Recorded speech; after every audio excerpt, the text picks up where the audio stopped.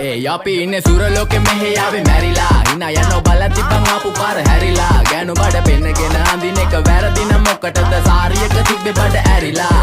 ඩෝංගල පතු වෙන්න ඕන් දැම්ම මාළුවන්ට පාන් දැම්ම වගේ ඇවිත් හාල යන්න එන්නේ පහල යන්න ඇවිත් අට වාල යන්න අපි ගැව්වේ මොරන් නිසා පදිරි වෙන්නේ නෑනේ ඔය සාලයන්ට